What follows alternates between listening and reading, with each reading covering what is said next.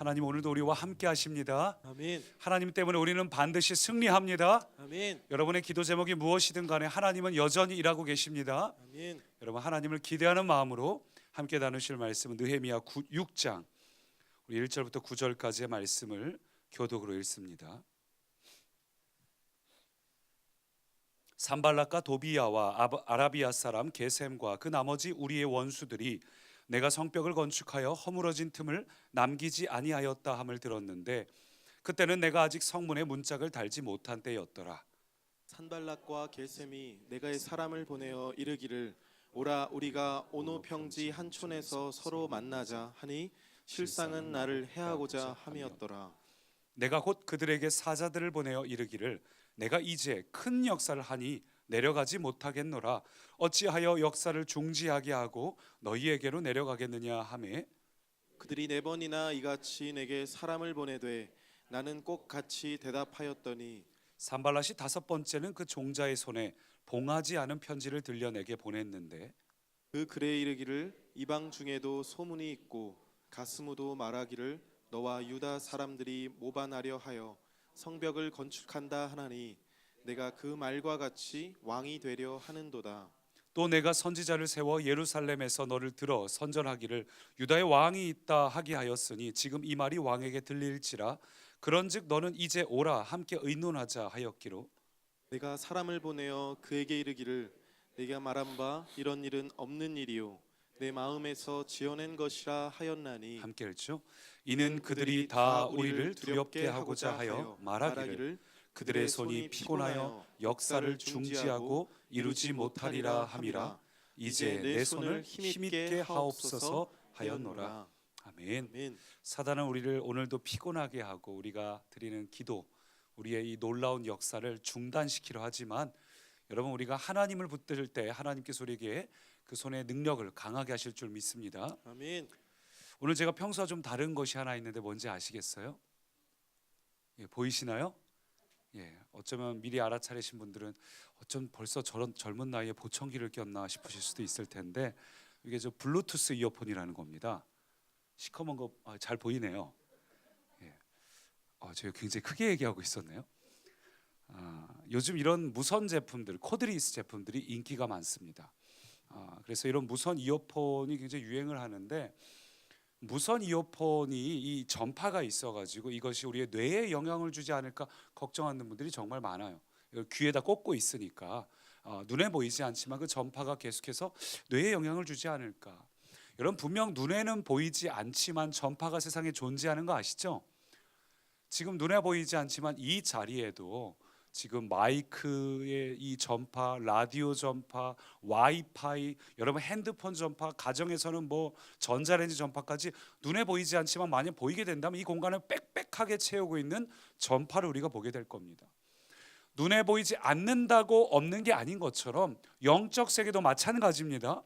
분명히 영적 세계는 실존하고 지금 우리가 있는 이 자리는 눈에 보이기에는 아무것도 없는 것 같지만 영적 전투가 지금 굉장히 치열하게 벌어지고 있어요.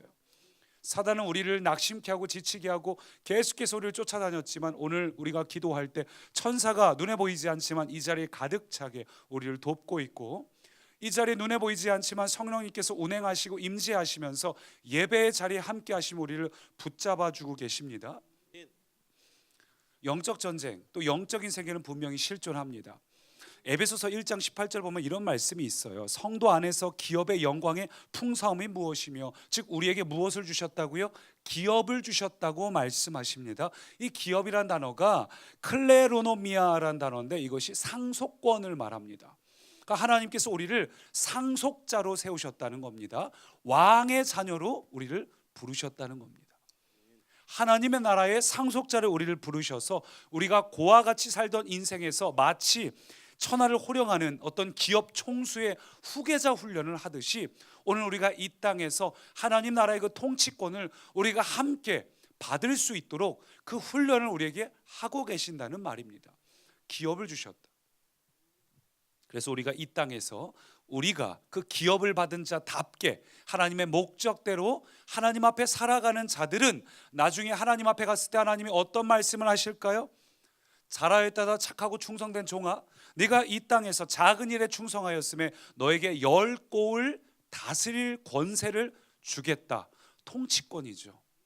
그 기업을 우리에게 주셨으니까, 상속권을 주셨으니까 하나님의 기대하심은 그거예요. 오늘 우리가 이 땅에 살면서 하나님의 목적대로 뜻대로 하나님의 기업을 받은 자답게, 기업 총수답게 우리가 이 땅에서 이 땅의 것 연연하면서 어떻게 하면 한 푼이라도 더 구걸할까가 아니라 하나님의 나라를 받은 자답게 살 것인가, 기업의 총수 후계자답게 살 것인가, 후계자 훈련을 확실히 한 사람에게 잘하였다 축성된 종아, 하나님 우리에게 그 칭찬하기를 원하십니다. 근데 사단은 속이 뒤집혀서 그 꼴 못 봅니다. 그래서 우리를 어떻게든 그 하나님, 우리 안에 있는 하나님의 기업을 강탈하고 빼앗으려 합니다. 우리가 하나님의 뜻대로 살지 못하게 계속해서 영적으로 우리를 건드리고 공격합니다. 결국 우리가 무너져서 나중에 하나님 앞에 갔을 때에 부끄럽게 만들어서 그 다음에 하나님 앞에 서서 하나님을 조롱하면서, 거 봐요, 그 뭐하러 인간에게 그렇게 사랑합니까? 뭐하러 인간에게 그렇게 신경 씁니까? 하나님을 조롱하고 싶어서. 하나님의 창조와 타락과 구속의 역사, 예수님의 십자가의 사건을 사단이 비난하고 조롱하기 위해서, 사단의 목적은 그겁니다. 이미 진 싸움이지만 하나님이 하신 일이 옳지 않았다는 걸 증명하기 위해서 오늘도 우리를 공격하는 것입니다. 사단은 하나님과 게임이 안 돼요. 그러니까 사단이 하나님을 공격하는 게 아니라 오늘 우리를 공격해서 하나님이 하신 일들이 옳지 않았다는 걸 증명해 보이고 싶어서, 하나님을 조롱하고 싶어서 사단이 그렇게 싸우고 있어요. 그래서 교회 추천 도서였던 이 오스 힐먼의 내 마음 살리기라는 이 책을 보면은 이 영적 전쟁의 어떤 참상에 대해서 잘 표현해 주고 있는데, 오스 힐먼은 이 요한복음 10장 10절을 통해서 사단의 목적을 설명을 해요. 사단의 목적이 무엇인가? 사단은 우리에 있는 이 기업을 도둑질하고 빼앗고 죽이는 것이 목적이다. 도적질하고 빼앗고 죽이는 것, 실제로 우리를 죽이려고 합니다. 그래서 우리가 가급적이면 이 땅에 태어나지 못하도록 어머니 뱃속에서부터 공격을 해요. 그러고 보니까 오늘 낙태죄가 폐지가 됐긴 했는데, 어쨌거나 모세 때도 태어나지 못하게 만들려고 했고 예수님 때도 그랬죠. 모든 아이들 다 죽이라고 했습니다. 사단은 실제로 우리를 죽이려고 합니다.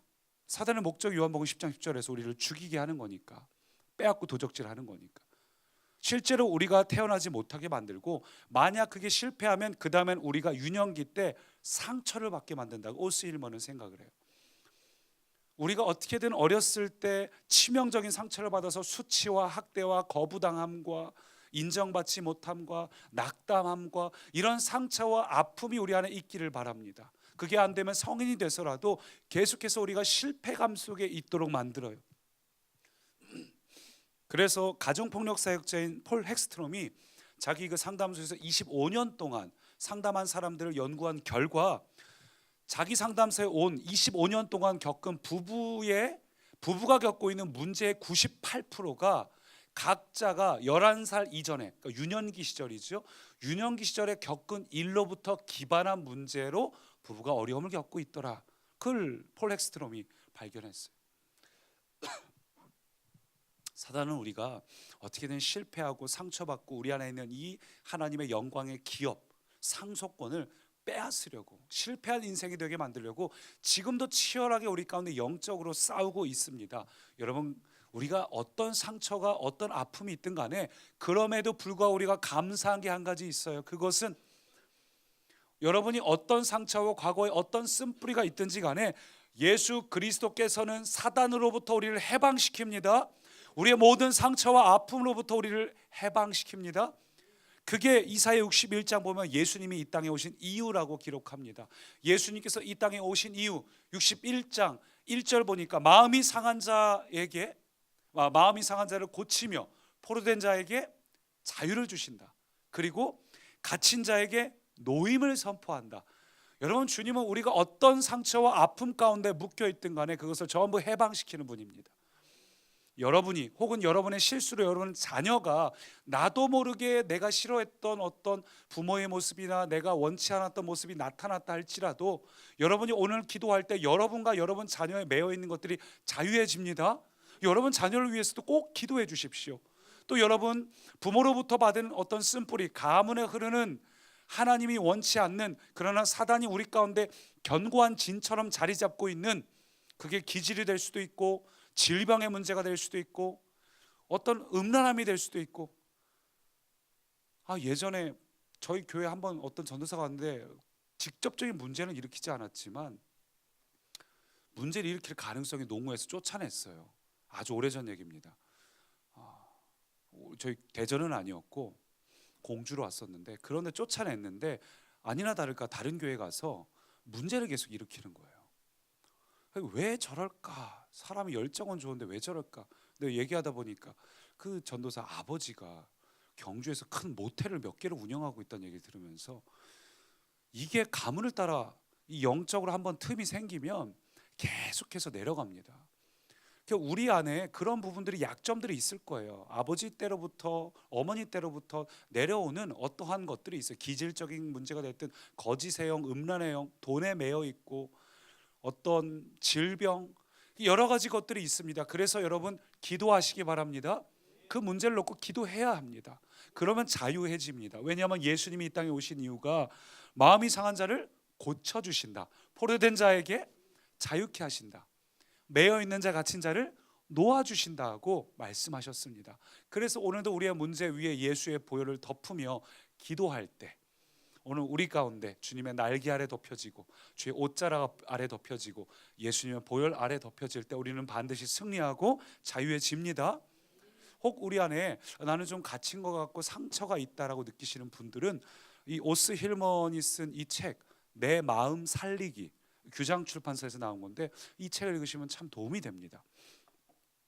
여러분, 오늘 이 본문 속에 느헤미야가 성벽을 쌓고 있는 일도 단순히 나라를 재건하는 것 같고, 또 그를 방해하는 산발랏도 단순히 정치적인 어떤 목적으로, 야욕으로 공격하는 것 같지만 사실은 아니에요. 사실은 치열한 영적 전쟁 중입니다. 하나님께서 약속하신 70년이 차서 이제 포로가 돌아왔고 이제 성전이 세워지고 성벽이 세워지는 것은 예레미야를 통해서 이미 예언된 하나님의 일입니다. 근데 그 하나님의 일을 느헤미야는 하고 있는 것이고, 사단은 산발랏을 도구로 삼아서 그 하나님의 일이 이루어지지 않도록 방해하고 있습니다. 영적 전쟁 중이에요. 오늘도 여러분은 어쩜 그런 경험을 하고 오셨을 겁니다. 오늘 하루를 살면서 사단이 우리 안에 얼마나 많은 생각을 넣어주는지 몰라요. 가만히 있으면 사단이 우리 안에, 저도 오늘 얼마나 여러 가지 생각들로 우리의 마음을 때로는 분주하게, 때로는 딴 생각에 빠지게, 우리의 약점 쪽으로 빠지게, 근심이 많은 사람은 근심하게, 계속해서 우리의 약점을 통해 가지고 공격하고 힘들게 합니다. 환경으로 방해하고 여러 가지 생각을 겪게 만들어요. 여러분, 그래서 수시로 기도해야 됩니다. 아까 전에도 저도 그래서 너무 생각이 복잡해서 기도하고 왔더니 딱 바로 도저히 이길 수 없을 것 같은 여러 가지 복잡한 생각들이 간단하게 해결이 돼요. 여러분, 그래서 수시로 기도해야 됩니다. 내 안에 불순물을 사단이 끊임없이 넣어줄 때, 그때 우리가 할 일은 빨리 여러분의 골방을 찾아가는 겁니다. 기도해서 마치 우리 안에 더러운 물들이, 불순물들이 떠 있을 때 내 안에서부터 솟아나는 성령의 생수가 솟아나서 더러운 불순물들이 다 밀려가게 해야 됩니다. 떠내려가게 만들어야 됩니다. 기도를 수시로 해야 됩니다. 영적 전쟁은 존재합니다. 그런데 사단이 우리를 향해 공격하는 이 치열함이 실제적인 것처럼 하나님의 도우심도 실제적입니다. 사단이 우리를 치열하게 공격하는 것처럼 하나님도 우리를 끈질기게 붙잡고 계십니다. 그러므로 오늘 우리와 함께 하시는 성령님을 붙잡을 때, 기도할 때 이 영적 싸움에서 승리합니다. 구하시면 반드시 승리합니다. 오늘 본문 보니까 이렇게 말합니다. 15절 보니까 성벽의 역사가 52일 만에 끝남에 대적과 이방인들이 이를 듣고 뭐라고요? 다 두려워하여 크게 낙담하였으니, 그 다음이요, 함께 그들이 우리 하나님께서 이 역사를 이루신 것을 알미니라. 여러분, 분명 공사는 어려웠습니다. 기간 동안에 낙담할 일 굉장히 많았습니다. 우리가 느헤미야를 다 못 봐서 그렇지 계속해서 끈질기게 공격하고 어려움을 많이 겪었습니다. 그럼에도 불구하고 결국은 누가 해내셨습니까? 하나님이 해내셨습니다. 하나님이 하셨다. 우리 하나님께서 이 역사를 이룬 걸 주변 사람 다 알았어요. 그들도 낙담한 이유가 그렇게 우리가 우세했고 그렇게 공격을 했는데 결국 성벽이 세워진 건 자기들의 능력이 부족해서가 아니라 하나님의 능력이 커서임을 대적들이 깨닫기 때문입니다. 오늘도 우리가 하나님을 붙잡으면 승리합니다. 오늘도 나는 계속해서 공격을 받지만 우리가 그럼에도 자꾸 하나님 앞에 나와서 하나님을 붙잡을 때 하나님이 오늘도 우리 안에 있는 기도 제목, 우리의 소원, 우리의 간구, 우리 안에 있는 이 기업을 반드시 성취하십니다. 그래서 오늘 말씀을 통해 느헤미야가 직면한 반대가 무엇이었고 또 그것을 사단이 어떻게 뛰어넘었는지 오늘 이 사단의 전략을 좀 살펴보려 합니다. 사단의 전략 첫 번째 한번 따라 하실까요? 타협하라. 타협하라. 사단이 우리에게 주는 첫 번째 전략은 타협이에요. 야, 너 나랑 타협하지 않을래? 성벽 공사가 끝났습니다. 그리고 이제 성문만 달면 돼요. 산발랏이 애가 타가지고 거짓된 평화회담을 제의합니다. 2절 보니까 산발랏과 게셈이 사람을 보내서 이르기를 우리가 평지에서 만나자 하는데 실상은 나를 해치려 한다. 그리고 나서 느헤미야의 대답은 내가 이제 큰 역사를 하고 있는데 어찌 역사를 중지하고 너에게 내려가겠냐? 나 못 간다라고 답변을 하죠. 산발랏이 뭘 얘기하는 겁니까? 야, 잠깐만 멈춰봐. 잠깐만 멈춰봐. 일단 거기서 일단 멈춰봐. 일단 만나서 얘기해. 일단 중지하는 거죠. 멈추라는 겁니다. 그리고 타협안을 제시해요. 제가 첫 사역을 할 때 부산에서 아버지와 함께 첫 사역을 할 때 참 희한했던 일은 그때 당시는 되게 희한했습니다. 토요일 날 평일에 그리고 이제 토요일에 와서 특히 제가 섬기는 아이들을 위해서 몇 시간씩 부르짖어 기도했어요. 근데 그렇게 부르짖어 기도하면 희한하게 다음 날 아이들이 빠지고 예배가 엉망이에요. 막 떠들고 집중도 안 되고. 근데 제가 막 시험 기간이고 바빠갖고 기도를 길게 못하고 한 5분 10분 한 날은 희한하게도 아이들이 다 와서 예배도 아주 분위기가 좋아 이렇게 얌전히 예배드리고 저 혼란스럽더라고요. 기도했는데 왜 어려움이 없고 기도를 안 하면 뭔 일인지 알죠, 여러분? 그때는 이해를 안 됐지만 우리가 기도하고 사단에게 싸움을 거니까 사단도 어쭈 하고서 같이 발악을 하는 거죠. 여러분, 근데 제가 무슨 생각이 들었냐면 이걸 깨닫고 나서도 기도하면 힘드니까 그러면 기도를 더 늘릴 생각은 하지 않고 기도하는데 자꾸 힘들고 그러니까 그냥 기도하지 말까? 자연스럽게 드는 생각이에요. 여러분, 비슷한 생각이 들 때 있지 않으세요? 사단이 우리에게 싸움이 거세지면 우리가 드는 생각이 타협할까? 사단은 그걸 노리는 거죠. 타협할 때까지 우리를 건드리는 겁니다. 사실 우리는 우리 뒤에 든든한 백인 하나님이 계시기 때문에 지원 사격을 부탁드리면 바로 확 쓸어버립니다. 그런데 지원 사격을 부탁드릴 생각은 못하고 총 몇 번 맞고 나서는 그러면 좀 타협할까? 아니, 일단 쉬는 거니까, 지는 건 아니니까. 성문을 나중에 건축하겠다는 거지 성문을 안 짓는다는 건 아니니까 좀 타협할까? 잠깐만 쉴까? 기도에 나오는 거 너무 피곤하니까 좀 잠깐만 쉴까? 아직 며칠 남았으니까. 우리 교사 오늘은 좀 빠질까? 뭐 이런 식으로 사단은 우리에게 타협을 합니다. 근데 그 타협은 결국 우리를 죽이는 작전입니다. 사단에게 속지 마십시오. 평야로 나가면, 타협하러 나가면 타협의 악수를 하는 순간 우리는 그대로 쓰러집니다. 사단은 타협을 하는 그 악수하는 우리 뒤통수에 바로 칼을 꽂습니다. 그래서 느헤미야는 이걸 분별하고 움직이지 않았어요. 그리고 뭐라고 답합니까? 나는 지금 큰 역사를 하는 중이다. 그래서 중단하지 못하겠다라고 자기의 소명에 집중을 합니다. 여러분, 이게 굉장히 중요해요. 저는 사단의 타협이라는 그의 전략 앞에 우리가 어떻게 하면 승리할 수 있을까? 그건 이거예요. 우선순위를 분명히 하십시오. 여러분에게 맡겨진 소명이 무엇인지 아시고 소명을 항상 우선순위로 둔다면, 이걸 끝날 때까지는 끝난 게 아니다라는 분명한 소명이 있다면, 여러분 멈추지 않으신다면 우리는 사단의 싸움에서 반드시 승리합니다. 아무리 타협한다고 해도 우리가 멈추지 말아야 될 소명이 있어요. 오늘 힘들고 어렵다 해도 그걸 포기하지 않을 소명이 있어요. 여러분, 집에서 아침에 우리 엄마 아빠들, 뭐 아빠들은 그렇지 않겠지만 엄마들 아침에 일찍 일어나실 이유가 뭐죠? 애 깨우고 준비시켜야 되니까. 그게 우리의 맡겨진 소명이기 때문에 힘들고 피곤하지만 에휴 그냥 학교 보내지 말아야지 그럴 엄마는 없잖아요. 지가 못 일어나면 뭐 할 수 없지 뭐. 그럴 엄마는 없잖아요.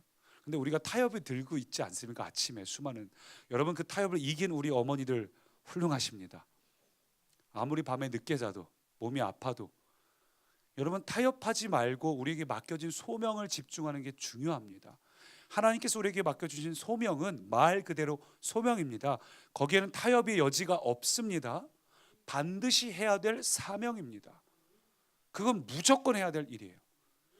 절대 타협하지 마시고 오히려 그럴 때일수록 소명에 집중하시기 바랍니다. 그게 승리의 방법이에요. 제가 우선순위를 강조하는 이유가 있습니다. 사단은 항상 못된 모습으로 오는 게 아닙니다. 사단은 항상 이렇게 오늘 산발란처럼 아주 심술궂은 모습으로 오는 게 아니라 고린도 말씀에 있는 것처럼 광명의 천사로 의의 어떤 율법처럼 아주 우리에게 그럴듯하게 찾아와요. 그래서 여러분 베스트의 반대말은 월스트일까요? 아니에요. 베스트, 위대하고 좋은 것의 반대말은 월스트가 아니라 뭘까요? 굿이에요. 굿. 베스트의 반대말은 굿입니다. 여러분 베스트의 가장 큰 적은 굿이라는 것 아마 들어보셨을 거예요. 오늘 사단의 전략은 바로 그겁니다. 우리에게 뭘 타협하게 하냐면은 우리에게 대안을 주는 겁니다. 다른 것에 집중하게. 하나님의 일을 집중하는 것을 멈추라고 하니까 우리가 멈추지 않으니까 그러면 좋은 것을 줘요. 오늘날 교회의 문제가 뭘까요? 목회자의 문제가 뭘까요? 다른 좋은 것을 줘서 정작 해야 될 걸 못하게 합니다. 사단은 우리가 정말 해야 될 일에 집중하지 못하게 자꾸 다른 잡을 줘요. 우리를 하여금 정말 필요한 것을 구하는 것이 아니라 내가 원하는 것에 자꾸 집중하게 만듭니다. 굿을 하다 보니까 뭐 난 잘하고 있지라고 착각을 하게 만들어요. 여러분 그래서 우리가 조심해야 될 부분이 이겁니다. 사단은 오늘도 우리가 정작 중요한 일을 놓치게 만들어요. 정말 위대한 그 하나님의 성벽에 하나님께서 우리에게 맡겨주신 그 기업에 집중하지 못하게 만들어요. 교회와 목회자가 바빠져서 기도에 집중하지 못하게 만들어요. 성도들이 여러 가지 좋은 일들을 하느라 그것이 나쁜 일이 아니거든요. 여러분이 자녀를 위해서 뭐 좋은 부모가 되기 위하여 그래서 돈도 많이 벌게 하기 위하여 정말 그런 것에 집중하게 하기 위해서 그래서 정말 중요한 자리 이런 40일의 자리 같은 것에 집중하지 못하게 만들어요. 여러분 우선순위를 분명히 하시기 바랍니다.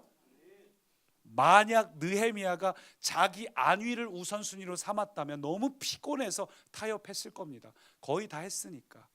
거의 다 했을 때가 가장 위험해요. 신앙이 초보일 땐 괜찮은데 신앙이 좀 올라가면 그때가 위험합니다. 느슨해질 때가 위험합니다. 느헤미야가 자기 안위를 우선으로 했다면 이쯤 했으니까 이쯤에서 산발랏하고 한번 손을 잡아야 좀 내가 나머지가 편할 텐데 그러나 소명을 우선으로 사는 사람은 흔들리지 않습니다. 여러분의 우선순위는 무엇입니까? 오늘 지금 생각해 보세요. 여러분의 우선순위가 누구죠? 뭘까요? 딱 떠오르는 게 뭡니까? 무슨 일이 있어도 지금 해야 될 여러분의 일들은 무엇입니까? 직장, 자녀 이런 게 먼저 떠오르지 않으시나요? 우선순위가 많은 거는 그건 우선순위도 아니에요. 하나님이 여러분의 우선순위가 되시기를 축원합니다. 항상 하나님이 우선순위라는 사실, 하나님이 여러분에게 맡겨주신 그 소명을 잃지 마십시오. 여러분을 부르신 그 목적을 따라 그 소망을 따라 여러분에게 맡겨주신 기업의 영광의 풍성함을 잃지 마십시오. 오늘 나에게 원하시는 일은 뭘까? 오늘 내가 만나는 사람을 통해 원하시는 건 뭘까? 오늘 내가 기도하길 원하시는 제목은 뭘까? 하나님의 우선순위가 뭔지를 집중하시고 거기를 잃어버리지 않는 우리 성도님 되기를 축원합니다. 사단의 두 번째 전략을 한번 따라하시죠. 도망치라. 사단 우리에게 얘기해요. 도망쳐. 피해버려. 10절 보니까 이런 말씀이 있습니다. 스마야라는 선지자가 있는데 나오지 않기로 그 집에 한번 가보라고 주변에서 자꾸 얘기해서 갔더니 스마야가 예언을 하는 겁니다. 적들이 너를 죽이러 올 거니까 우리가 같이 하나님의 전에 가서 외소 안에 머물고 그 문을 닫아버리자. 저들이 반드시 밤에 와서 너를 죽이리라. 겁을 줍니다. 근데 12절 보니까 깨달은즉 그는 하나님께서 보내신 바가 아니라 도비아와 산발랏에게 뇌물을 받고 내게 이런 예언을 함이라고 말합니다. 그러니까 산발랏이 예언자를 매수해서 느헤미야가 두려워지고 자리를 버리고 도망치게 만드는 거예요. 여러분, 이 전략이 사단이 자주 사용하는 방법입니다. 엘리야를 보십시오. 엘리야가 850대 1로 싸우고 막 기도하니까 비가 내리고 허리띠를 동여매고 마차보다 앞서 달려가고 기적을 막 엄청 해가고 다음날 그 기적을 행한 다음날 항상 우리가 하나님의 은혜가 풍성할 때 조심해야 돼요. 저는 40일 끝난 다음에 조심해야 됩니다. 은혜를 이렇게 받으면 은혜의 그릇을 사단이 홀랑 뒤집어 엎더라고요. 꼭 아이들이 여름 캠프 마치면 꼭 집에 가는 도착하자마자 엄마가 꼭 가방 아무 때나 놓지 말랬지 해서 막 확 화내서 쏟아버리게 만들어요. 40일 끝난 후에 우리를 더 지켜야 되는데 엘리야가 그렇게 놀라운 기적을 행하고 나서 다음 날 실제도 아니잖아요. 그냥 이세벨이 사람을 보내서 내일 죽일 거야라고 했는데 도망치게 만들지 않습니까? 가끔 우리 안에 사단이 훅 두려움을 줘서 이 자리를 피하고 싶다, 버겁다, 부담스럽다, 나 이거 못하는데 도망치고 싶은 마음을 줍니다. 저도 한때 사단이 도망치는 유혹을 굉장히 줬어요. 특별히 이 대전 꿈의 교회를 섬기게 됐을 때 젊은 나이에 이런 역할을 할 수 있을까 너무 부담이 되는 거예요. 그때 제가 얼마나 심적으로 부담이 컸냐면 불현듯 말씀드린 적이 있지만 공황장애가 찾아와서 근데 다행히 며칠 못 갔죠. 며칠 못 가서 집회 때 바로 다음에 집회가 있어서 그 집회 때 말씀드리면서 줄줄줄줄 울고 나서 기도하고 나서 그 길로 고쳐졌습니다. 근데 그 순간에 며칠 동안 너무 두렵고 너무 힘들고 그거는 어쩔 수 없어요. 그 공황장애라는 건 막 찾아오는 두려움이기 때문에 어떻게 할 수가 없습니다. 그러니까 여러 가지 생각이 드는 거예요. 나 말고도 하나님이 예비하신 다른 사람 있을 거야. 나는 지금 이렇게 젊은 나이에 이거 할 때가 아니야. 유학을 가야 되나? 뭐 별 생각이 다 들어요. 사단은 우리에게 도망치게 만듭니다. 그때 제가 도망치고 싶은 마음이 굉장히 크더라고요. 지금 잘 이겼습니다. 도망치지 않습니다. 어디 안 갑니다. 지금 제가 대사관 얘기했더니 여러분 저 목사님 어디 가시네. 안 갑니다. 근데 다행히 잘 이겨냈지만 지금도 가끔 그런 순간이 찾아와요. 40일 이거 잘할 수 있을까? 솔직히 부담되거든요. 이 40일 동안 매일 찾아오시는 분들에게 매일 매 순간 은혜를 전할 수 있는 그 통로 역할을 할 수 있을까?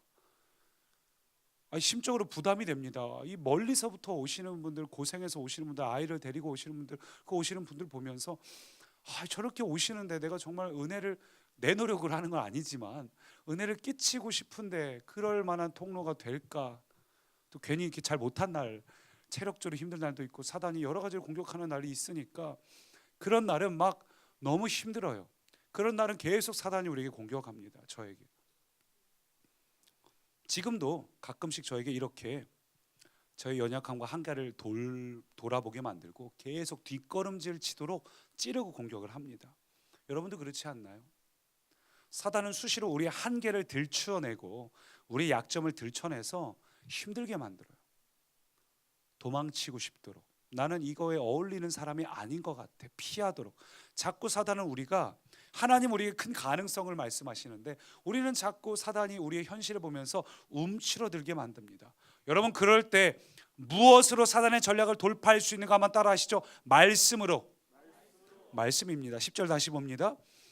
우리가 하나님의 전으로 가서 외소 안에 머물고 문을 닫자 그랬더니 11절 보니까 나 같은 자가 어찌 도망하며 나 같은 몸이면 누가 외소에 들어가서 생명을 보존하겠느냐? 나는 들어가지 않겠노라. 이 무슨 얘기냐면 지금 뭐라고 꼬시고 있냐면 하나님의 외소, 이게 지성소 말고 앞쪽에 있는 성소, 거기에 누구만 들어갈 수 있죠? 제사장만 들어갈 수 있어요. 거기 들어가 숨자는 거예요. 그것도 두려워하지 않게 나도 같이 들어갈게, 아주 적당하게.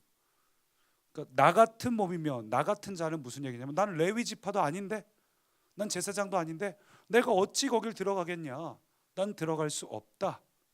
지금 사단은 산발랏은 느헤미야가 실수하게 만들어서 그의 명성을 바닥나게 만들어서 레위 지파도 아니면서 감히 성소를 들어가, 이 전략을 짰는데 그는 뭘 통해서 반대하고 있어요?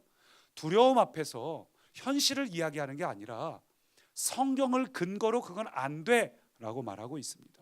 여러분, 그래요? 말씀으로 사단의 생각 대적하시기 바랍니다. 성경은 뭐라고 얘기합니까? 사단은 오늘도 우리에게 실패자라고 규정하지만 성경은 우리에게 승리자라고 이야기합니다.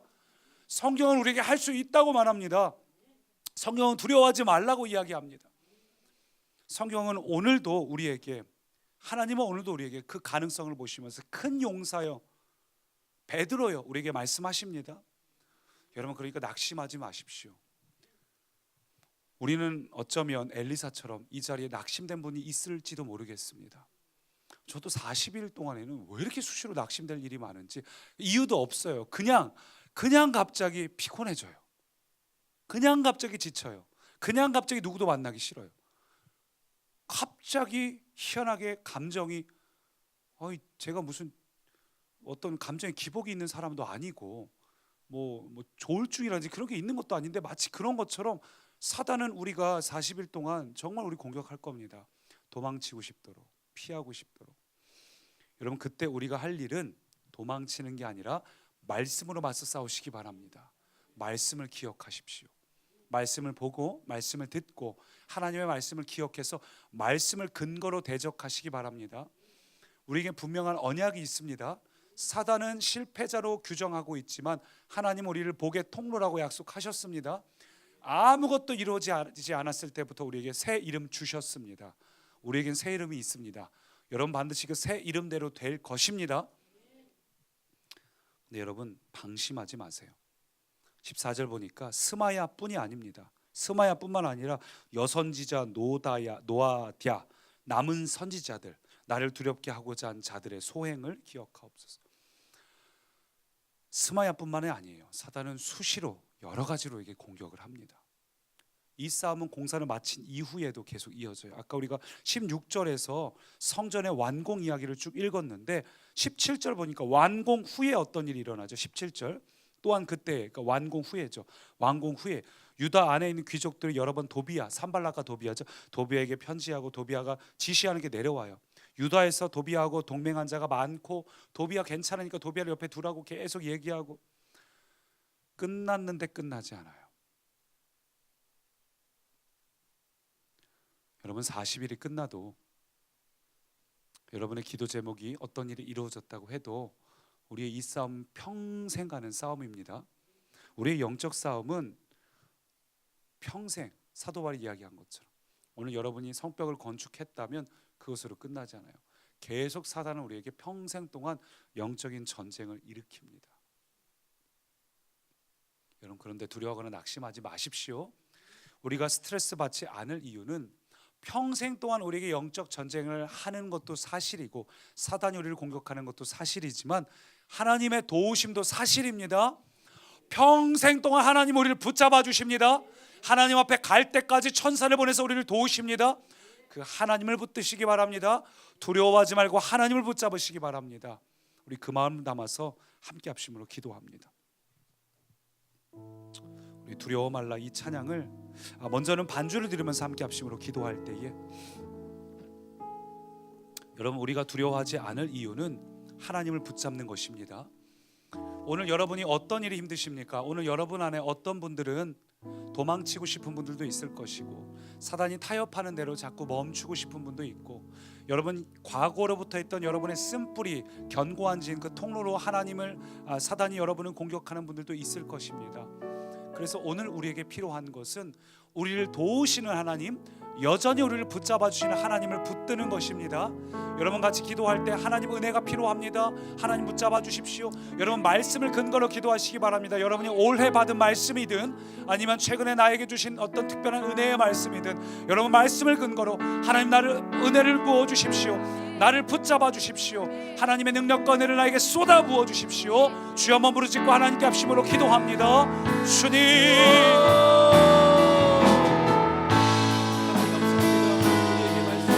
계신 아버지 하나님 말씀으로 기도하여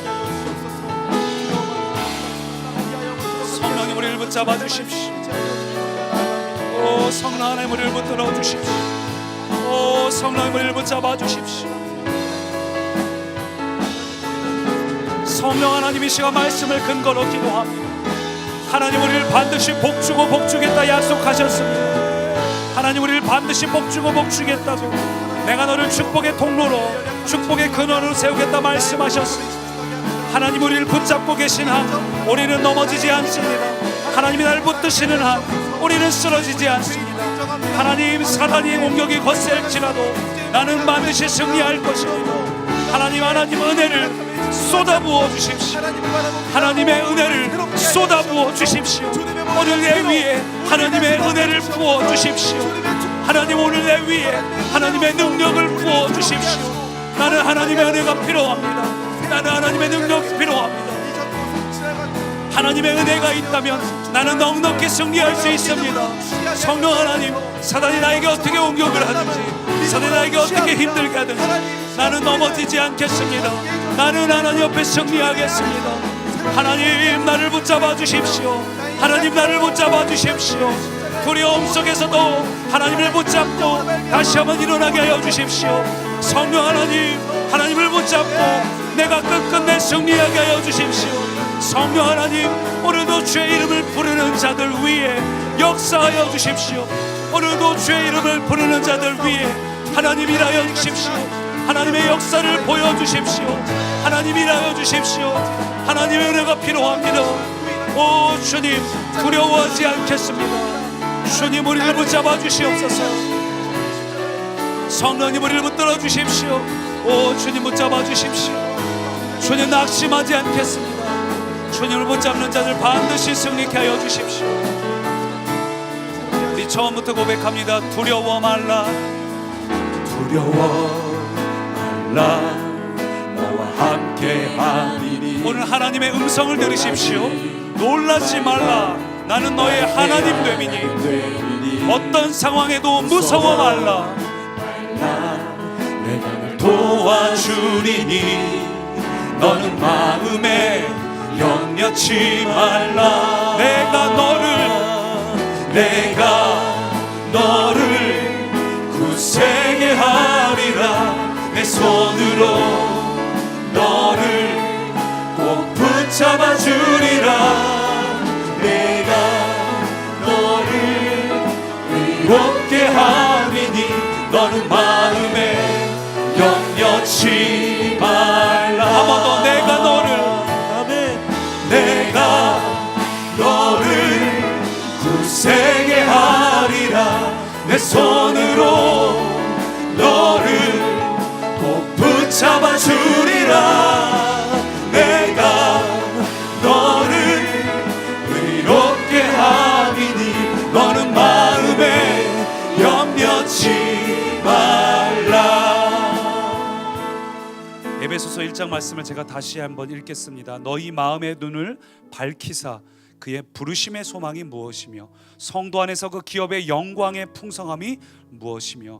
여러분, 주님이 우리에게 오늘 기업을 주셨습니다. 오늘 우리가 다시 한번 기도할 때 주님께서 우리에게 주신 그 소명의 길을 우리가 승리할 수 있게 달라고. 오늘 느헤미야가 계속해서 반복해서 했던 고백 중 한 가지가 이거예요. 이제 내 손을 힘있게 하옵소서. 대적은 우리를 피곤하여 역사를 중지하고 이루지 못하리라 이야기하지만 오늘 주님이 우리를 붙잡아 주시면 내 손을 힘있게 하십니다.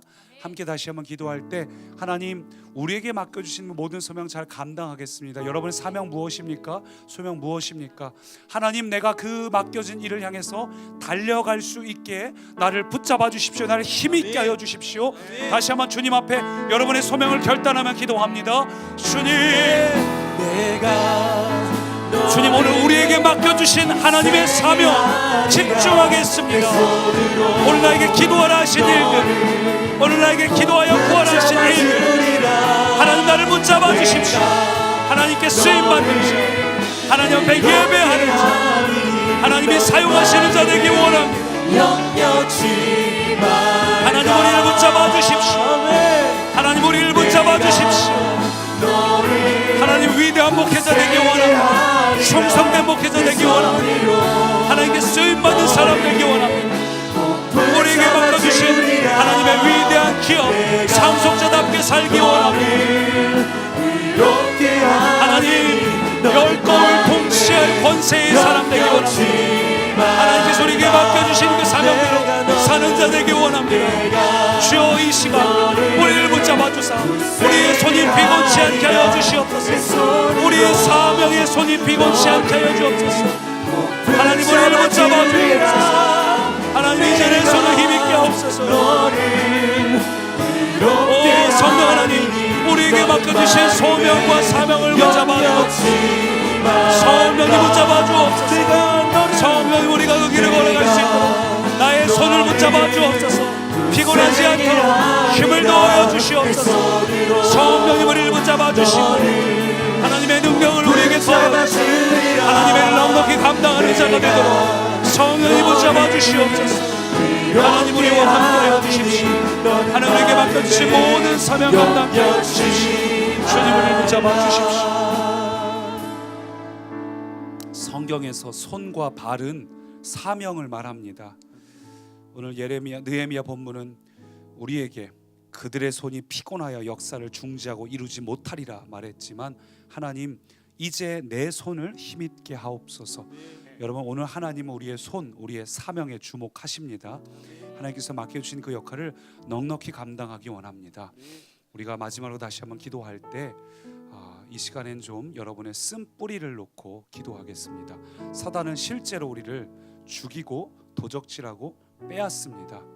여러분 안에 혹은 여러분의 집 안에 가문 안에 있는 쓴뿌리가 있다면 그래서 오늘 내 자녀에게 혹시 그 상처를 전달했거나 오늘 우리 안에 그런 것들이 있다면 이 시간 함께 기도할 때 하나님은 어떤 분이신가? 그는 포로된 자에게 자유를, 갇힌 자에게 노임을, 눈먼 자에게 보게 함을 주시는 하나님이십니다. 오늘 하나님 우리의 모든 문제 위에 상황 위에 하나님 자유함을 주십시오. 다시 한번 주여 한번 외치고 합심으로 기도합니다. 주님 내가 오 성령님 붙잡아 주십시오. 성령님 우리를 붙잡아 주십시오. 성령님 우리를 붙잡아 주십시오. 내 안에 있는 모든 쓴뿌리들은 떠나갈지어다. 모든 사단에 매여있는 것들은 끊어질지어다. 주님 포로된 자에게 자유를 주십시오. 눈먼 자에게 보게함을 주십시오. 주님 이 시간 우리를 붙잡아 주십시오. 마음이 상한 자를 고치시고 포로된 자에게 자유를 주시며 갇힌 자에게 노임을 주시는 주. 오 성령님 붙잡아 주십시오. 오 성령 다스려 주십시오. 오 성령님 붙잡아 주십시오. 성령님 붙잡아 주십시오.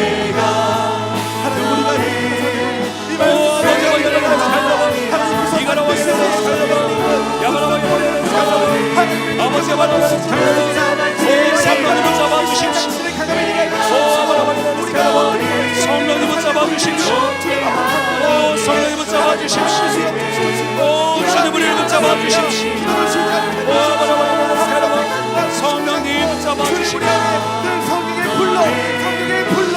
내 모든 어둠은 떠나갈지어다. 가문에 있는 모든 저주들은 끊어질지어다. 우리의 상처로부터 혼자 힘든 자를 위하여 자유케 해주십시오. 성령을 잡아주십시오. 붙들어 주십시오. 성령님 이 시간 우리에게 임하여 주시옵소서. 아멘. 성령님 우리를 자유케 하여 주옵소서. 아멘. 우리의 심령아 자유해질지어다. 아멘. 우리의 심령아 모든 매여있는 것들아 자유해질지어다. 아멘. 나의 모든 포로됐던 것들아 예수 안에 자유해질지어다. 아멘. 예수 보혈로 덮임을 받을지어다. 아멘. 우리 안에 있는 모든 쓴뿌리들아 매여있는 무거운 것들아 자유해질지어다. 아멘. 나를 괴롭게 하는 것들아 끊어질지어다. 아멘. 나를 힘들게 하는 것들아 떠나갈지어다. 아멘. 나의 모든 질병아 문제들아 물질들아 어려움들아 떠나갈지어다. 아멘. 주님 안에 자유해졌으니 떠나갈지어다. 아멘. 성령님 우리를 붙잡아 주시옵소서. 아멘. 사단이 분명 우리를 공격하지만 그러나 우리가 기도하고 예수의 보혈을 덮는 모든 영역마다 우리는 반드시 자유함을 선포합니다. 아멘. 주 여호와의 영이 내게 내리셨으니 이는 여호와께서 내게 기름을 부으사 가난한 자에게 아름다운 소식을 전하게 하려 함이라. 나를 보내사 마음이 상한 자를 고치며 포로된 자에게 자유를 갇힌 자에게 노임을 선포하며 하나님의 보복의 날을 선포한다. 하나님 우리 안에 지금까지는 휘둘렸을지 몰라도 이제 반격하고 싶습니다. 주님 내게 능력을 주십시오. 여호와의 신원의 날, 보복의 날, 우리가 사단에게 농락당했다면 이제는 우리가 사단에게 뺏겨진 모든 영역을 회복하기 원합니다. 주님 이 시간 우리를 붙잡아 주셔서 우리와 우리의 가정, 우리의 자녀, 우리의 부모님, 사단에게 노출되어 있던 모든 것들, 빼앗겨 있던 것들 하나님 자유케 하여 주옵소서. 되찾게 하여 주옵소서. 혹 우리의 연약함으로 인해서 우리 자녀에게 준 상처와 아픔이 있다면 하나님 그 영혼을 위로하여 주시고 회복하여 주시옵소서. 하나님 우리의 가정 안에, 우리의 가문 안에 하나님 예수의 보혈만 흐르게 하여 주옵소서. 자유함이 넘치게 하여 주옵소서. 기쁨을 회복하여 주옵소서. 혹 우리 안에 쓴뿌리 깊은 통로가 있어 또 올라온다 할지라도 다시 또 예수의 보혈로 그때마다 덮게 하여 주옵소서. 결국 우리가 끊어지고 자유해지게 하여 주옵소서. 예수님 이름으로 기도합니다. 우리 계속 기도할 때 오늘은 우리 안수 기도를 받는 날입니다. 기도받기 원하시는 분들은 앞으로 나오시고, 우리 계속해서 기도할 때에 여러분 특별히 우리 동일한 영적인 전쟁이 교회 안에도 일어나고 있습니다. 그래서 우리가 기도할 때 교회를 위하여 또한 선교지를 위하여 기도해 주시기 바랍니다. 하나님의 나라가 세워지는 곳마다 특별히 선교지는 영적 전쟁으로 가장 치열하고 힘든 곳입니다. 하나님의 나라가 찬양 중에 그곳에 임할 수 있도록 우리 선교지를 위하여, 교회를 위하여 함께 합심으로 주여 3번 외치고 합심으로 기도합니다. 주님,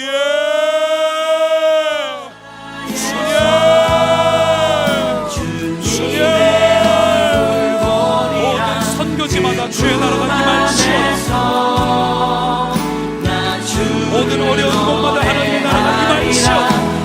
모든 선교지의 영적인 전쟁터 싸움터마다 하나님의 나라가 임할지어다. 성령님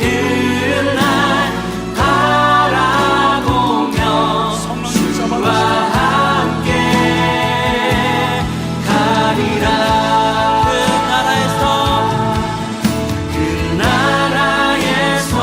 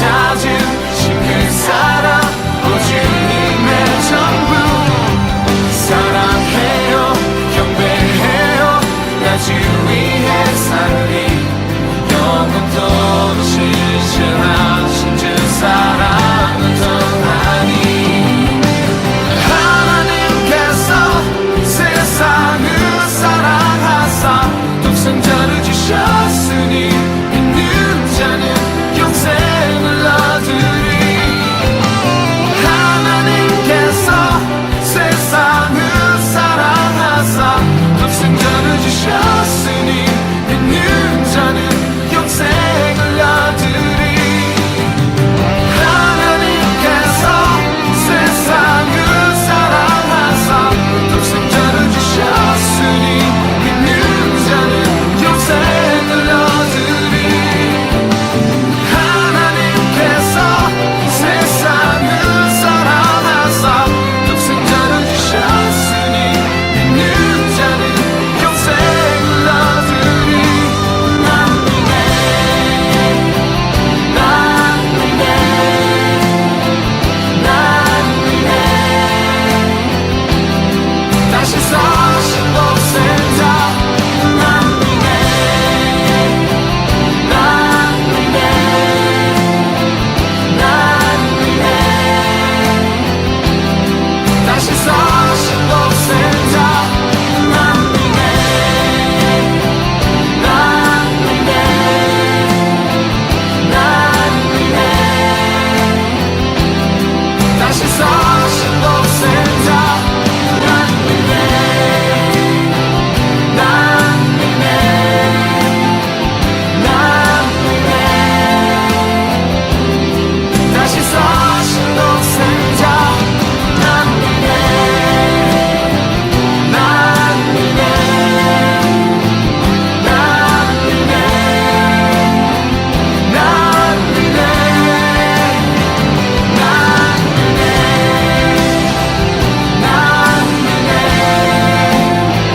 난 믿네 난 믿네 난 믿네 성령의 기름 내게 부어주소서 가난한 자에게 전하게 하소서 지우게 하시는 성령의 능력 주님의 영 이곳에 부어주소서 진리의 성령 내게 알게 하소서 자유케 하시는 성령의 임재